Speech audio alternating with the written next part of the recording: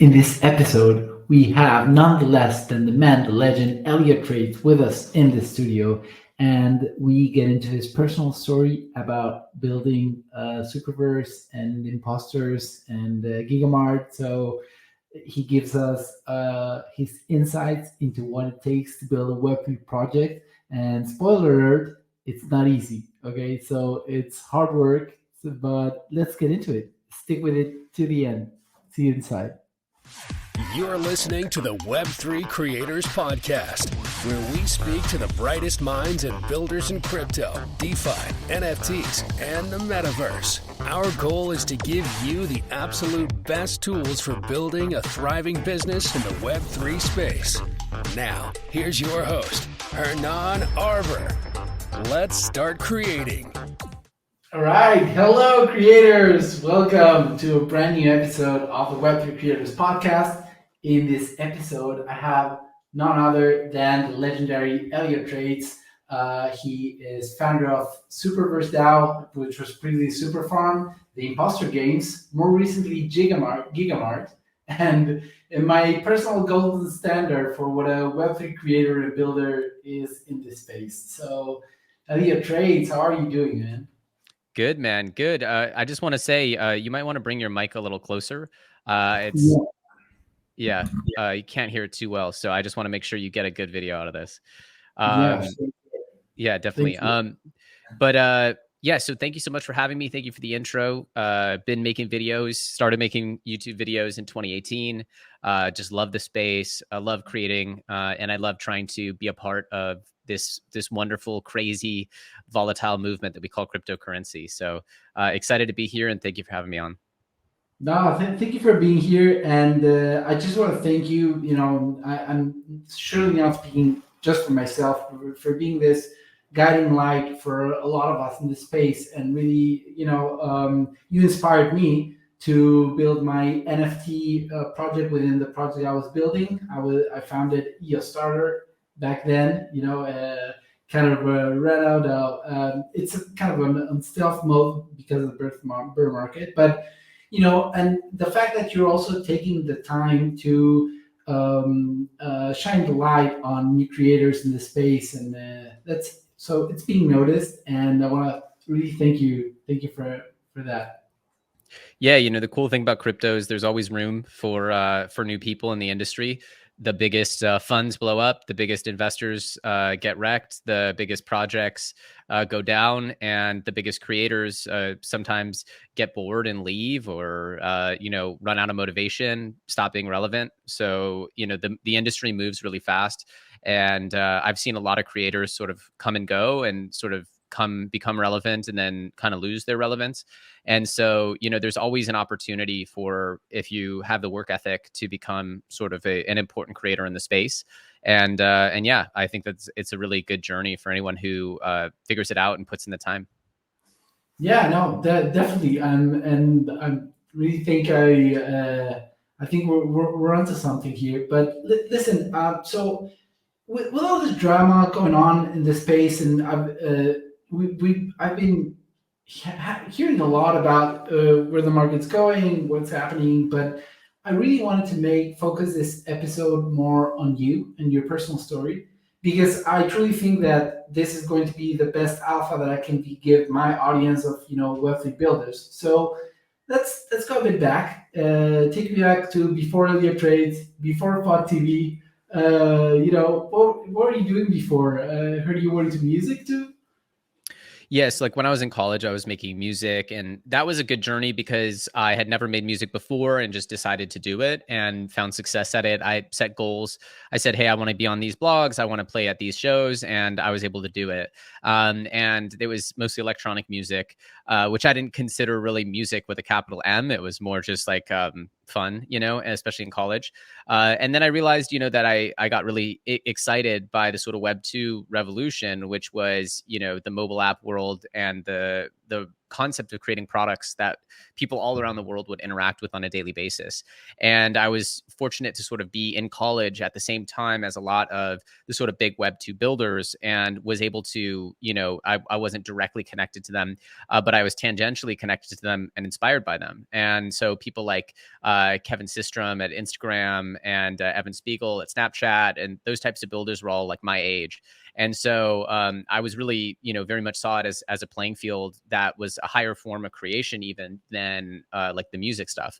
And so I got a job at a startup right out of college, ended up sort of creating a new product line for them, becoming earned my way into being an honorary founder. I earned quite a bit of equity, helped them fundraise. And that was like my crash course in understanding how to like build and scale an organization, and understanding what matters, and sort of getting the 101 course of reading Peter Thiel's books and just reading all the different sort of startup canon literature.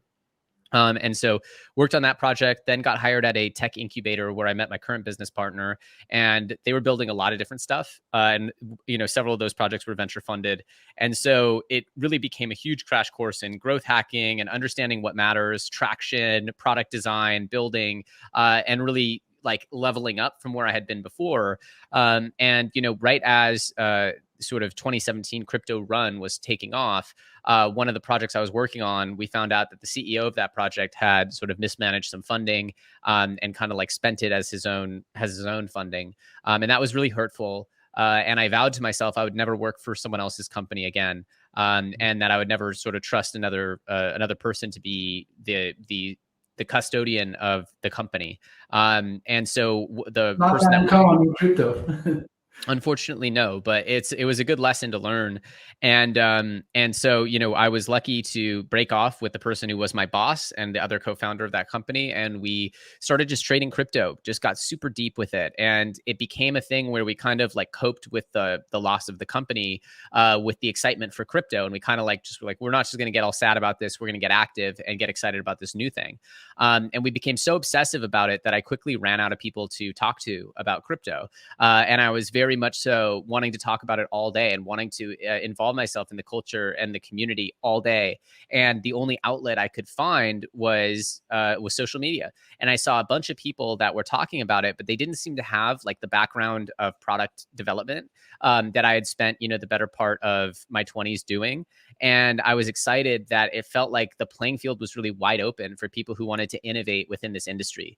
And so, one of the things I thought was a great way that I could participate was just talking about crypto to the internet. So I started my channel purely as like at the beginning as more of, I guess, like a way to just release all of these thoughts and emotions I had, and have a community.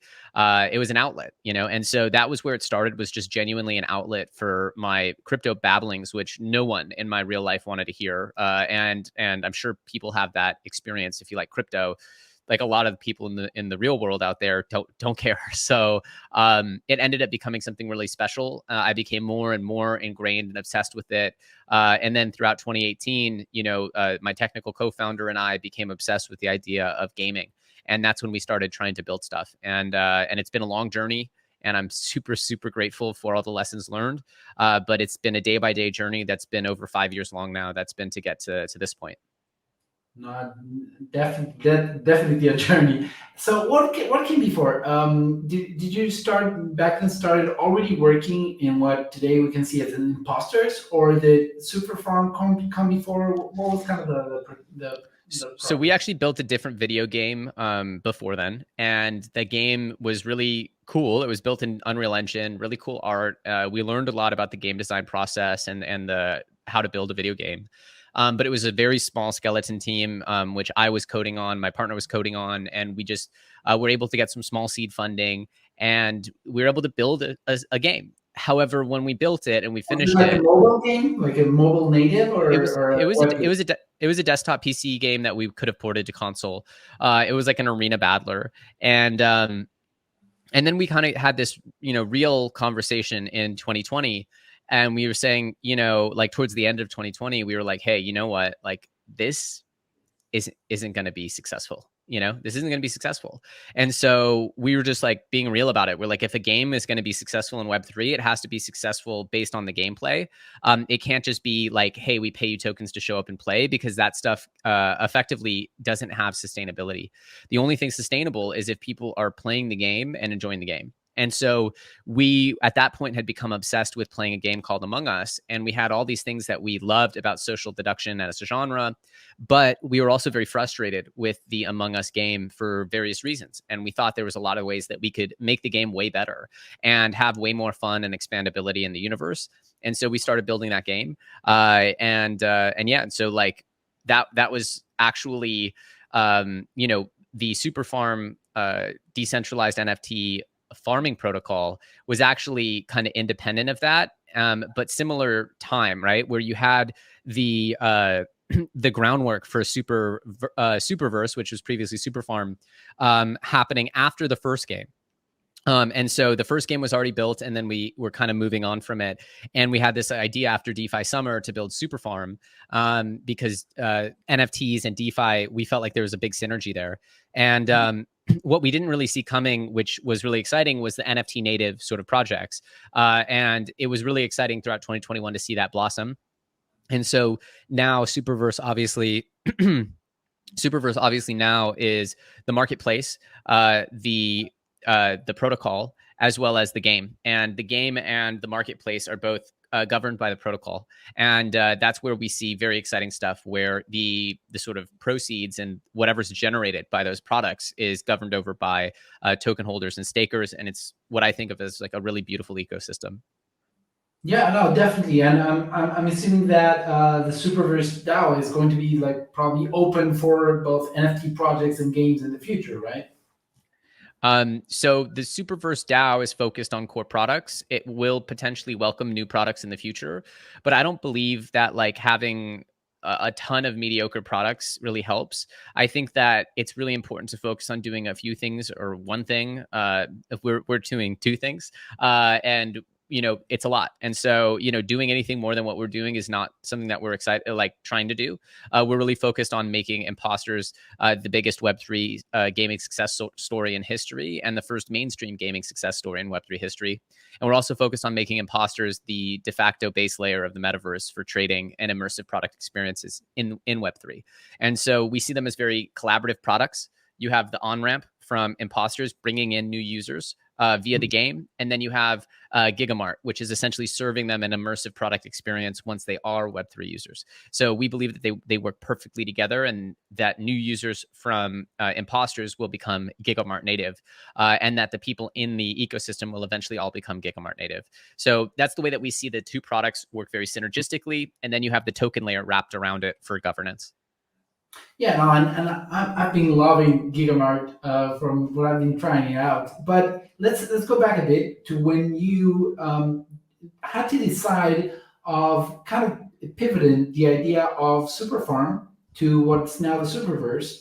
What it's a very important moment and very insightful, right? When you get to a point where the format with that Superfarm was being built as the token farm and the NFT project, you had to come to this point where to say, nah, we have to, kind of turn this into this, but at the same time, we already launched our token, it's already traded, and how do you kind of shift both the tokenomics so that they're also working to what the ecosystem is building to be now, and at the same time, we do construct something that will work.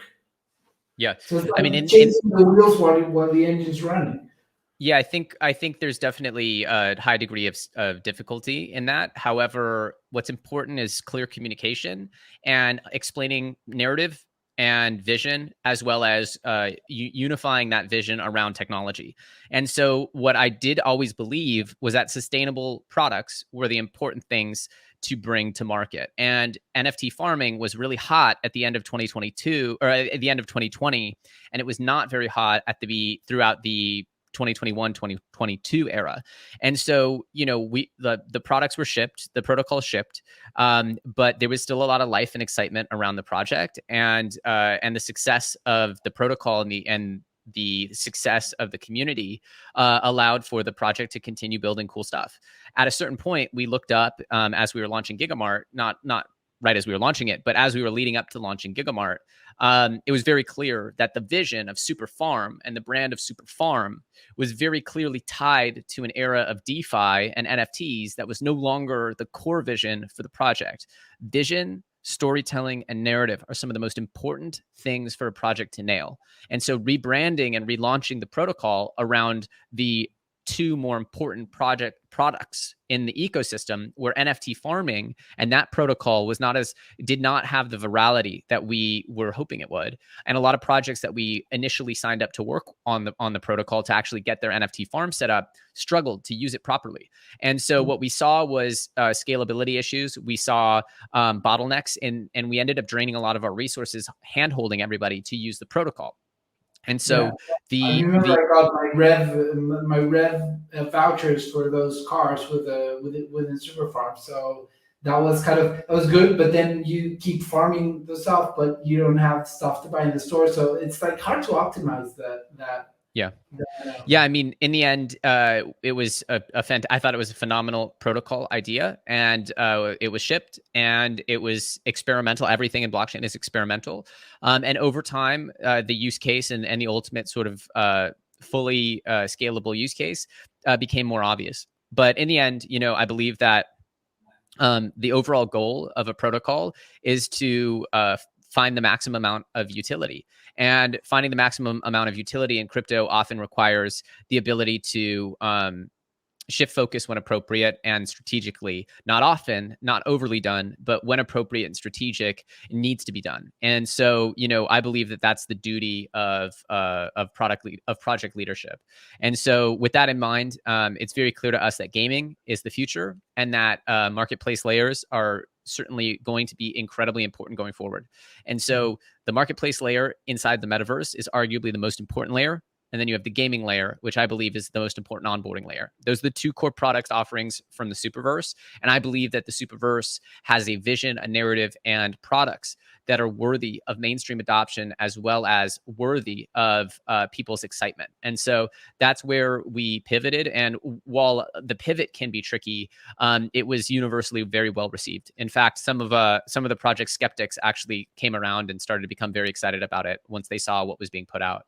There was definitely an intentional choice to wait until Gigamart was fully live to talk about the rebrand and the relaunch, because it was really important, given how much stuff didn't happen as it was described in 2021 and 2022 from other projects across the space, that we wanted to sort of lead the way with tech and product and tangible results before getting sort of more excited about the brand. And so making that shipping products sort of before we sort of had like the excitement was very much so what the goal is. And I believe that that's really the highest aspiration for a bear market, is to deliver more value than is being reflected in the markets. And that's an opportunity for the community who stick through the bear market, is to see stuff where the value is very clearly outstripping the actual valuation. I guess the fundamentals can outpace valuations. Now, it's, as a founder, I can't talk about like prices of my own projects that I founded. But what I can say is that my goal is to have the fundamentals be undeniably strong and have the products attract and retain users based not on token incentives, but based on the intrinsic value of those products. Yeah, no, I think that in the long run that makes total sense. And speaking about Gigamart, like using Gigamart, it's obvious that there was so much room for disruption with the OpenSea, and it doesn't come from a feature set. It comes more for kind of a Web2 type vision for a marketplace. That is what was being presented by OpenSea, but somehow most marketplaces were kind of copying that model and trying to be the next OpenSea, and it really was starting to look like this red ocean where there was no further room for improvement. So, what is your take with Gigamart? How do you approach really kind of seeing through the cracks and seeing, no, we can really create something innovative here with the NFT marketplace? Yeah, Google wasn't the first search engine. It wasn't the 10th search engine. It wasn't even the 50th search engine. And when Google came out, nobody thought it was possible to innovate around a search engine. I believe that we are creating the Google of NFT marketplaces. I believe that our vision is completely unique of the way that we see feature sets, community needs. And it's mostly because the people building and architecting the vision for the product, us, are actually lovers of the product and active traders and active believers in the ecosystem. I don't think that that's the case that you're finding with a lot of the other teams in the ecosystem. I think they view it as, experimental tech, and they're not really active in the communities, and that gives us a huge advantage. And I believe that the way that we see the marketplace layer and that we see the immersive product experience is very different. And I'm excited to compete against people who don't see it that way. I'm excited to compete against people who think that there's no more innovation left in the space, because that's far from my perspective. And so, the fact that people see it as a red ocean, as you've said, or as a crowded space that has little room for innovation, I believe is something that we will prove is to not be true. Again, it's very competitive. OpenSea is a $13 billion company, so probably the most well-funded company in American startup history. And one of the most profitable. So they got funded in the bull run. So they did, yeah. And so, and obviously that is intimidating. But in the end, I believe that we've already shown with our V1 that we have key differentiators. And if you search Gigamart on Twitter, all you see is an outpouring of excitement, which in this climate, if it was such a red ocean, you wouldn't see that. So we're still working. It's early beta days, but we have a lot of very exciting features coming. And it's not just features, right? It's not just, it's like you can't just have one chef put together the same ingredients and have the same meal, right? We love this product. We love products. And once you touch Imposters and you touch Gigamart, you can feel the love we put into the products, and the way that we build stuff is meant to be an experience. And so we're excited. You mentioned it on your description. It's the ethos, right? It's like the ethos of it, it's not the same being inside the trenches, building inside the Web3 from the communities, being involved and understanding. Being one of the degens versus having a more of a classic startup setup with a bunch of the very expanded team already to going at it. Yeah, I mean, look, here's what my experience has been with growing teams is that the bigger you get, the slower you go. The bigger you get, the slower you move, and it becomes extremely vulnerable. And so, someone like OpenSea, and we've, and they're pioneers in the space. They created the market. So I'm not hating on them, right? And they'll always be around. But I do see a lot of room for innovation, right? Like Yahoo was thought to be indestructible at a certain time, right? It was thought to be the 1,000-pound gorilla that there was no way anyone could ever beat. And so, what the internet history has proven is that people who see the game differently and are able to execute on their visions and are able to get support for those visions can change the game very quickly. And I believe that what we're doing is important, and the features that we're going to roll out are going to really demonstrate our different mindset. It's a totally different mindset that I think that we approach and see this product as than the way that it's sort of been treated. And we're excited to show that. But yeah, in the end, being big is effectively being slow. And we see many ways that we can use that to our advantage. Yeah, no, and the results are being shown for sure. Now, Elliot, let me make a bit of organize, make a kind of clarity around this. You are managing, you're running the Imposters game. You're founder of the Superverse DAO and basically running also stuff within Superverse Foundation. You're also running Gigamart. You're also created Neo Tokyo, so that's also you're very very immersed in that. And you still have time to shit post on Twitter. So how does that how does your day look like? How do you manage to cram all that in? So, scaling up teams is sort of the thing that I focused on. If you noticed in 2022, I pretty much made way less content. And in 2021, I was losing my mind because I was just doing everything. Learning to build teams, to train, and then to offload and to delegate was really key. getting the right people on the team, and then getting them situated was a big narrative that helped free up my time. Getting an amazing COO, chief of operations, but also understanding that like my role, once we've set up the technical teams and the operations teams, is to provide 10x value of growth of community and innovative ideas on go to market. And so I believe that in order to succeed in business, you have to focus on your most important strength. That you can be a jack of all trades, and sometimes that works. But I find that people who call themselves a jack of all trades are oftentimes overlooking the one or two things that they do exceptionally that are best in the world. For example, Jeff Bezos, you could argue, was a jack of all trades, but he wasn't really, because he was exceptionally gifted in understanding community value, customer value prop, and understanding how to approach business with the longest term vision of success. And so there was an exceptionality, an exceptional nature to Jeff Bezos that he doesn't necessarily acknowledge. I believe that what I was able to prove that I can do with an exceptional sort of quality is create content, as well as build community, as well as understand and relate to the pulse of the cryptocurrency industry, and sort of define product verticals and strategy. And so if I am spending all my day sitting in on dev meetings, the question is, am I the right person to be sitting in on dev meetings? And is that the best use of our team resources? And then if I'm doing that, who else is going to be watching the distance strategy, planning all the different kinds of events, engagements, and charting a course for the company and the project and the protocol? So the question is really, but you still have significant input on how the product is shaping to be, or maybe not specific features, but definitely. Of course I do. Of course I do. My days are extremely long, and it's a labor of love, but my days are extremely, extremely long, and I love doing what I do. It's been my dream for 12 years to get to this point where I have a team like this, where I have an audience like this. I mean, I just feel blessed. I just feel so grateful. I feel so grateful to build and to even be able to do this, that I consider it a waste to not maximize every day. And that gratitude for the opportunity, and just the sheer gratitude to even have the opportunity to build stuff that people care about, that people want to interview me about, right? Like yourself, is something that I carry with me, and that drives me, right? And so in the end, do I sit in on every product meeting? Of course I don't. I have a CTO, technical co-founders.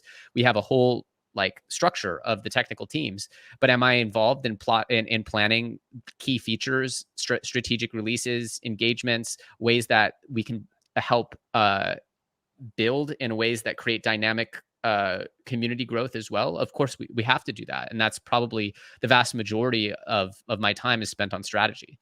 And so it's important, like that's one of the things that I do, I think, exceptionally, is by understanding what the community needs and wants to see, and what's going to make them click in on YouTube videos, or subscribe, or follow my Twitter, or tune into different types of content. I also understand what they want to see from the product, from growth of the ecosystem, from different types of engagements and partnerships. And then there's a whole like layer of, the sort of nuts and bolts of running a business, which is, something that I did for a long time, but now we have some gifted people helping me with that, stuff like accounting and all that stuff, that's always been a pain in the butt.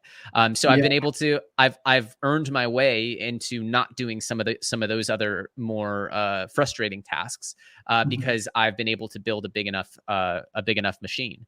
But the reality is that my days are extremely long. I never feel like I have time for anything, and shit posting on Twitter and making content that resonates with people, just as a general way to think of it, is an incredibly important part of helping the protocol stay in touch with and advance to the maximal amount of Web3 users. So it's not like it's, hey, I'm taking time off to shitpost on Twitter. I challenge myself every day to make the best content I've ever made today. And that's a part of bringing the vision that I have for these products to the world. Yeah. And at the same time, you're making amazing content on YouTube, very insightful videos. And does that also require a team? That you have like researchers? And I'm assuming that you went from editing the videos yourself to having an editor, and all the optimization, the watermarks, the times. It's also a lot to do. So Yeah. Yeah. is that also So I'm lucky. I have, I mostly spend all the money I've made, that I make on YouTube ad revenue back into funding my team. And yeah, so, my goal is always just to make great content. And so I do have some really smart, really wonderful people on my team, and a fantastic editor, far more talented than I was at editing, and a great, very small but very, very talented research team that helps me formulate things in a way that I can make content from them. Of course, there's no substitute for me being hands-on on the content creation process. There's no script that I read. There's no it's still me making the content, but I do have some wonderful support from editing and research that help me prepare and substantiate a lot of the sort of deeper observations.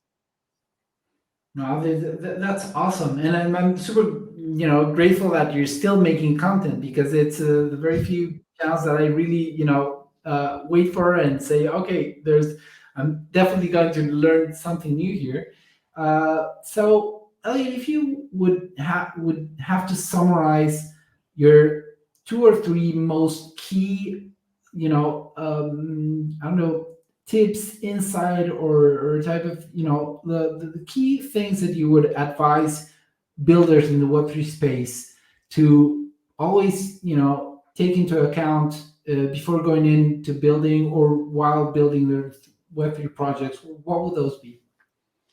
The biggest thing to understand is that you should try to build as much of it as you can before going to market. You should be very prepared for it being super hard to find talent. So getting people who are talented, who can work with you before you start the project is key. It's, even for me, I found it was extremely brutal, even with all the platform and exposure and reach and connections I had. Finding talent was very tricky, but we eventually did it. And the biggest thing that you can understand is that it's a battle of will more than anything else, and that not giving up and having a mindset that just refuses to lose is probably the most important trait you can have. Interacting with the community on a regular basis, being open to criticism, and understanding that in the end, the market will do what the market does. And the people who are able to consistently stay motivated, those are actually rare people. And most of the founders that I know regret starting projects completely. They regret it because it's so hard. And I can say that, it has been the hardest experience of my life, but I've grown a lot as a person because of it. I've been humbled, and I have an extreme sense of gratitude for the journey, despite how difficult it's been. So I would say that you have to remain grateful, remain hungry, and understand that everything you think, as hard as you think it's going to be, it's going to be about 100,000 times harder. So I just want to thank you again for having me on, Hernan. And I really wish you the best of luck in building your community and continuing on your builder's journey. Thanks for everyone for watching. I'm Elliotrades. I'll see you very soon, guys. Thank you so much, Elliot. Thank you. Take care. Thank you for being Bye. here. Please keep in mind that none of what's said in this podcast should be considered financial advice. You are strongly recommended to do your own research, and do not take anything we say in this podcast as a recommendation to buy or sell any assets whatsoever. Thank you for listening to this episode of the Web3 Creators Podcast. Make sure you follow us on YouTube, Apple, Spotify, and all of your favorite platforms. And if you're serious about building your own Web3 business, head over to web3creatordojo.com and check out our courses. That's web3creatordojo.com. See you soon, creators.